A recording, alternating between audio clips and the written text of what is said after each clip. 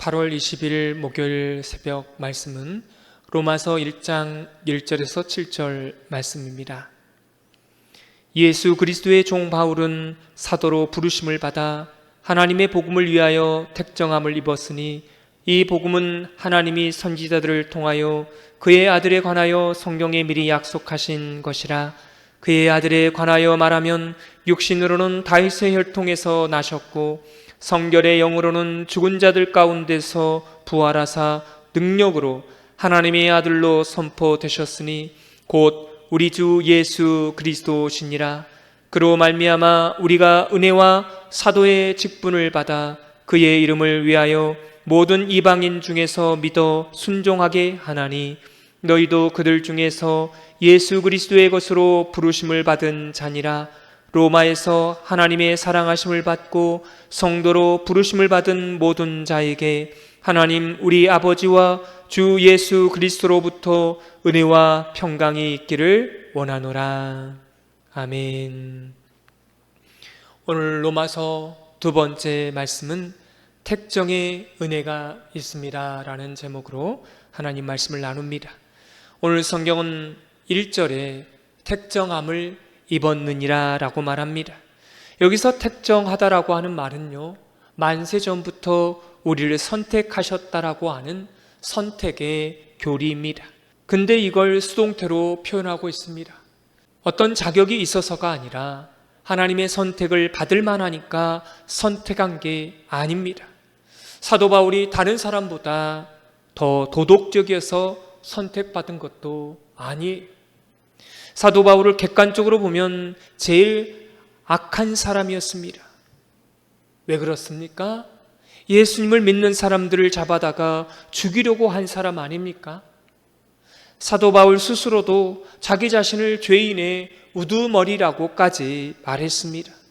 이런 바울에게 찾아오시고 바울만 콕 집어서 택하신 것입니다. 이걸 택정이라고 말합니다.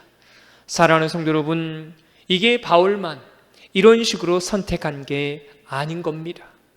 예수님을 믿는 모든 백성들을 다 이런 방식으로 선택하신 것입니다.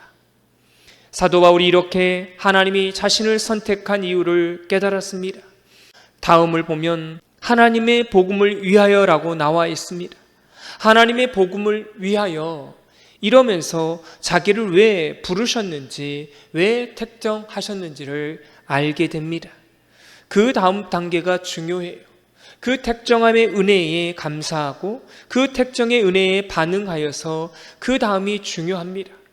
끊임없이 무언가를 요구했던 사울이 바울이 된 겁니다. 어제 말씀을 드렸죠. 사울이라는 이름의 뜻은 요구하다라고 하는 뜻입니다.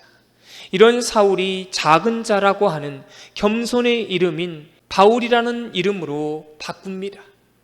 이제는 자기 자신을 낮추는 사람, 예수님을 항상 주인으로 모시고 예수님을 드러내는 사람이 된 겁니다. 이 순서가 중요해요. 이제는 내가 무엇인가를 요구하는 걸 멈추고 스스로 작은 자가 되어서 내가 종이니까 주인의 이름을 드러내는 사람이 되어서 택정함을 알고 그 은혜를 알고 그 은혜를 깊이 깨닫는 사람들이 어떻게 되었다라는 겁니까?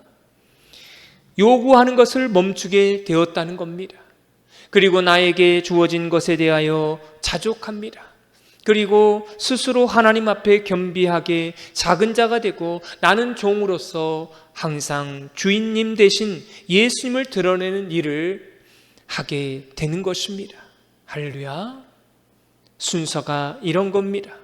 여러분, 그래서 예수를 믿는 사람들이 혹시 억지로 하나님의 일을 하고 있는 사람이 있다라면, 시켜서 그렇게 한다라면, 또 사람을 의식해서 하나님의 일을 한다라면 두 가지 중에 하나입니다. 택정함의 은혜가 얼마나 귀한지 잊어버렸거나, 두 번째는 이거는 최악인데요, 택정함을 받지 않는 백성입니다.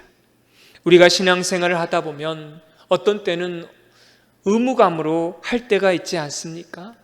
그러나 그 안에서 깨닫게 되는 것이 무엇이냐면 나에게 그 택정함에 깊은 은혜가 있다고 하는 사실을 결국은 깨닫게 된다라는 것입니다. 그래서 지금까지는 억지로 했다라면 결국은 신앙의 여정 속에서 기꺼이 자원하는 그런 인생으로 바뀌게 되는 겁니다. 여러분의 인생 전체 안에 자원해서 기꺼이 사역해 본 적이 있다면 여러분은 택정함의 은혜를 경험한 사람들입니다. 오늘 성경에 보면 그 택정함의 은혜를 받은 사람들의 반응이 나와 있습니다. 우리나라는 수신자의 이름을 먼저 쓰고 발신자의 이름을 나중에 밝혀요. 하지만 헬라 문화에서는요, 발신자를 먼저 쓰고 수신자를 나중에 씁니다. 그래서 오늘 로마서는 발신자는 이렇게 표현합니다. 그리스도의 종 바울은 이렇게 하면서 발신자를 먼저 씁니다. 1절에서 7절까지는 편지의 서문인데 편지를 받는 수신자에 대해서는 로마에서 하나님의 사랑하심을 받고 사도로 부름을 받은 모든 자에게라고 나와 있습니다. 여기까지는 문제가 없어요. 그런데 앞에 1절과 7절 사이에 기가 막힌 복음을 설명합니다. 2절 말씀입니다. 함께 읽겠습니다. 이 복음은 하나님이 선지자들을 통하여 그의 아들에 관하여 성경에 미리 약속하신 것이라. 3절에 그의 아들에 관하여 말하면, 여러분 보십시오. 성경이 좀 이상하지 않습니까? 그냥 발신자를 말하고 수신자를 금방 말하면 되는데 2절에서부터 6절까지 그 짧은 문장 안에 또 복음으로 채웁니다. 사랑하는 성도 여러분, 왜 사도 바울은 이런 편지를 쓸까요? 이 당시에 전혀 다른 방식의 편지를 쓰고 있는 것입니다. 그것은 바로 틈만 나면 복음을 말하고 싶어서, 복음을 끼워 넣고 싶어서 그렇게 이 짧은 문장 안에 복음을 말하는 것입니다. 여러분, 이게 모든 신학자들이 보는 관점이에요. 이 짧은 이 구절 안에 발신자를 먼저 하고 수신자를 하기 전에 그 가운데에 이 복음이 들어가 있는 것입니다. 사랑하는 성도 여러분, 이게 바로 택정의 은혜를 받은 사람, 택정함의 은혜를 받고 사는 사람들의 놀라운 특징이라는 것입니다. 이 특징이 뭐냐면요, 인생을 살다가 자기 인생을 모두 다 올인하고 이런 게 아니라는 겁니다. 순간만 있으면, 틈만 나면 예수님이 생각이 나고 예수님을 위하고 예수님을 드러내기를 원하고 어떻게 하면 복음을 전해볼까? 무엇이 하나님의 뜻일까? 이걸 순간순간마다 주의 복음을 끼워 놓는다는 것입니다. 이런 사람이 바로 택정함의 은혜를 받은 사람이에요. 사랑하는 성도 여러분, 우리도 바울과 같은 택정함을 받은 사람 아니겠습니까? 바울의 이런 모습을 우리는 배워야 합니다. 틈만 나면 하나님을 생각하고 틈만 나면 하나님의 은혜를 묵상하고 항상 순간순간마다 이렇게 하나님을 끼워 놓고 싶은, 그런 복음을 끼워 놓고 싶은 저와 여러분이 되어지기를 주님의 이름으로 축원합니다. 그런데 우리는 착각하는 게 있어요. 내가 어떤 엄청난 일을 해서 하나님의 영광이 돌아가는 줄 압니다. 여러분, 그렇지 않습니다. 내가 엄청난 명예를 얻어야, 내가 세상적으로 성공을 해야만 하나님께 영광이 돌아가는 게 아니에요. 내가 서울대에 들어가야만, 내가 명예가 있어야만, 내가 높은 자리에 있어야만, 내가 성공해야만 하나님이 영광을 받으시는 게 아니에요. 여러분, 그것은 하나님의 생각이 아닙니다. 왜냐하면 하나님의 영광이라는 단어는 그런 뜻이 아니에요. 하나님의 영광이라고 하는 말은 하나님이 어떤 분이신가가 나를 통해서 드러나는 것이 바로 하나님의 영광입니다. 그러므로 내가 하나님의 영광이 임하게 되면 그분이 내 안에서 일하시는 것입니다. 그래서 내가 명예를 얻어서 하나님께 영광이 돌아가는 게 아니에요. 내가 무엇을 해서 이루어지는 것이 하나님의 영광이 아닙니다. 하나님의 영광은요, 내 인생을 통해서 어떤 분이신가, 하나님이 어떤 분이신가 드러나는 것입니다. 예를 들면 우리가 밝게 웃잖아요. 밝게 웃으면 하나님이 밝으시다는 것을 나타나는 것입니다. 만약 우리가 평안함을 누리게 되면 하나님이 평안케 하시는 분이라는 것을 누리게 되고, 내가 은혜 안에 거하게 되면 하나님이 은혜의 분이심을 우리는 알게 된다는 것입니다. 그러므로 우리는 성경을 통해서 한 가지 알아야 되는 것이 있습니다. 내가 하는 게 아니에요. 하나님께서 그 일을 하게 하시는 것입니다. 아멘. 내가 하는 게 아닙니다. 하나님이 나를 통하여서 일하시는 것입니다. 사도 바울이 왜 순간순간마다 그 발신자와 수신자 사이에 복음을 끼워 넣었을까요? 택정함을 입은 은혜의 사람이었기 때문에 그렇게 한 것입니다. 택정함의 은혜를 아는 사람은 누가 말하지 않더라도 이 일을 합니다. 그래서 성도는요, 사실 전도하라고 해서 하는 존재가 아닙니다. 그래서 부흥되고 그래서 구원받는다라면 그건 온전한 복음이 아닌 것입니다. 그래서 가장 중요한 것은 우리 안에 택정함의 은혜가 깊이 임해서 시키지 않아도 자유의 노예로서 스스로 하는 것입니다. 이게 바로 성경이 말하는 온전한 복음의 모습입니다. 오늘 본문에서 7절이 가장 중요한 부분이에요. 우리 7절 말씀을 다 같이 읽겠습니다. 로마에서 하나님의 사랑하심을 받고 성도로 부르심을 받은 모든 자에게 하나님 우리 아버지와 주 예수 그리스도로부터 은혜와 평강이 있기를 원하노라.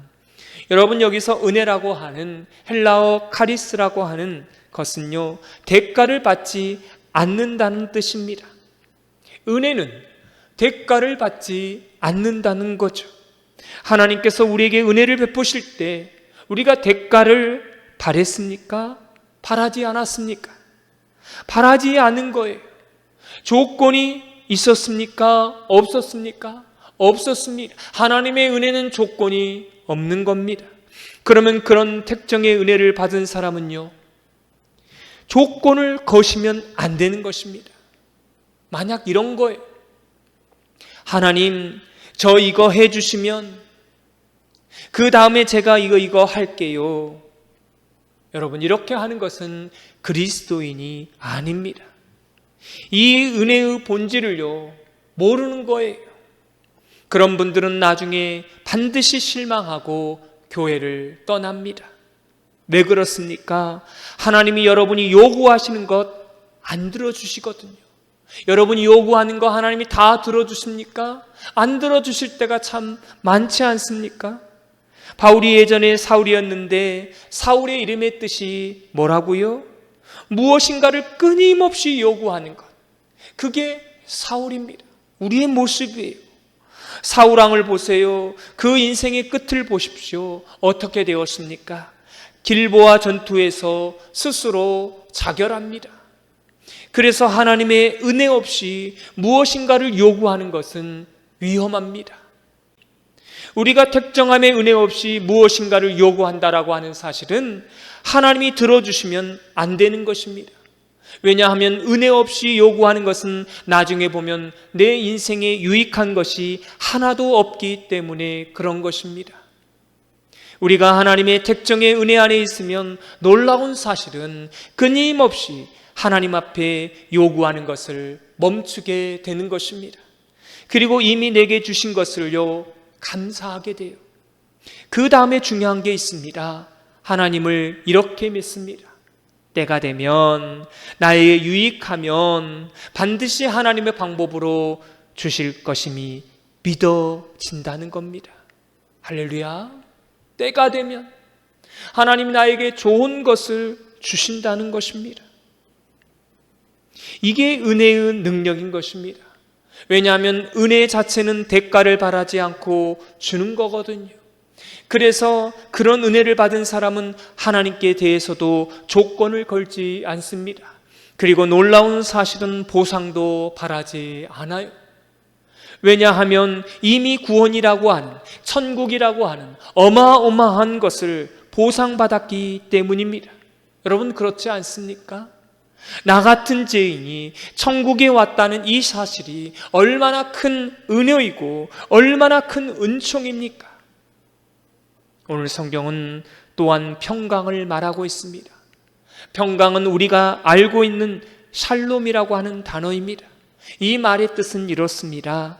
아무 문제가 없는 상태가 평강이 아닙니다. 모든 게 다 잘 풀리는 상태를 성경은 샬롬이라고 말하지 않습니다. 성경이 말하는 샬롬, 성경이 말하는 평강은 하나님의 완벽한 통치의 상태를 의미합니다. 이건 이래요. 세 가지 조건을 갖춰야 됩니다. 첫째는 우리가 하나님께 맡겨야 합니다.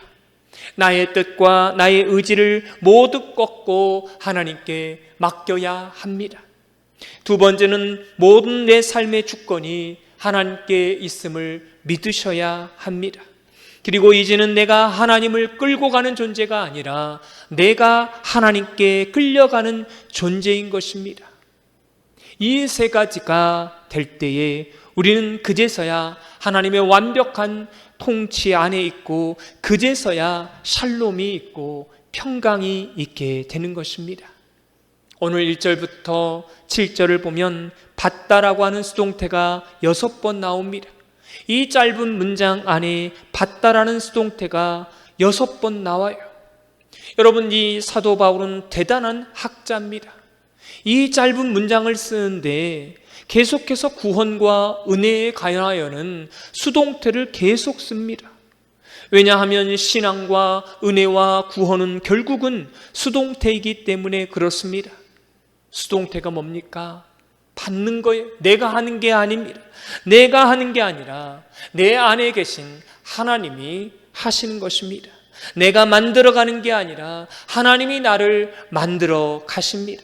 내가 무언가를 하는 것이 아니라 신앙을 깊이 생각해 보면 되어져 가는 것입니다. 빚어져 가는 거예요. 그리고 중요한 게 있습니다. 말씀을 맺습니다. 사랑하는 성도 여러분, 오늘 하루를 살아가시면서 여러분 너무 애쓰지 마십시오. 너무 힘주지도 마시고요. 하나님보다 앞서가지 마시고 그냥 주님이 앞서가시면 우리는 뒤에 따라가면 되는 것입니다. 할렐루야. 그러면 하나님께서 여러분을요 좋은 길로 인도해 주실 줄 믿습니다. 순간순간마다 틈이 날 때마다 특정함을 받은 은혜로서 은혜를 끼워놓고 기도를 끼워놓고 말씀을 끼워놓으면 나중에 보면 되어져 있고 내가 하는 것이 아니라 되어져 있는 것을 보게 될 줄로 믿습니다. 기도하겠습니다. 하나님 아버지, 만세전에 우리를 택하시고 불러주신 그 은혜 앞에 다시 한번 엎드립니다. 우리에게 무슨 자격이 있어서가 아니라 오직 하나님의 일방적인 사랑으로 여기까지 왔습니다. 주님, 이제껏 사울처럼 우리가 뭔가를 끊임없이 요구하며 살아온 저희였습니다. 택정함의 은혜를 깊이 깨달아 바울처럼 스스로 작은 자가 되어 오직 예수 그리스도만 드러내는 종의 삶을 살기를 원합니다. 틈만 나면 주님을 생각하고 순간순간마다 복음을 마음에 끼워 넣는 저희가 되게 하여 주시고 애쓰지 않아도 힘주지 않아도 주님이 앞서가시는 그 길을 조용히 따라가게 하여 주옵소서. 우리 삶의 모든 삶의 주권을 온전히 주께 맡기오니 세상에 줄 수 없는 하나님의 참된 평강, 참된 샬롬으로 이 예배와 우리의 발걸음을 채워 주옵소서. 예수님의 이름으로 기도드리옵나이다. 아멘.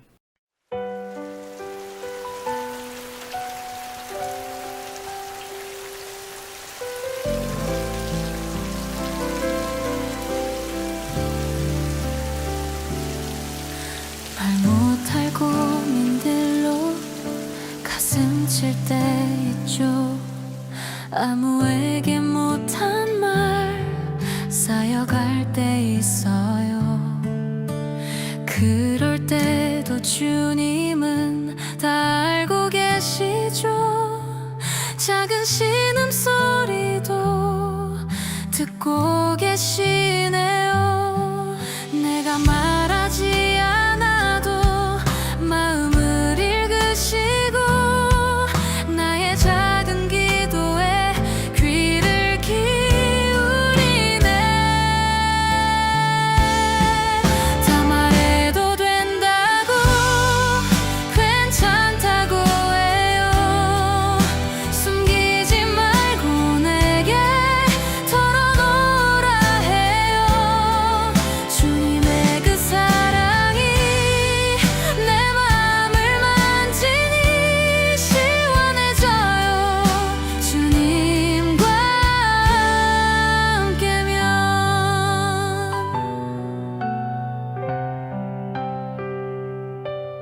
사람들 내 마음을 몰라준다 해도 주님만이 내 진심 아시기 때문이죠. 눈물 닦아주시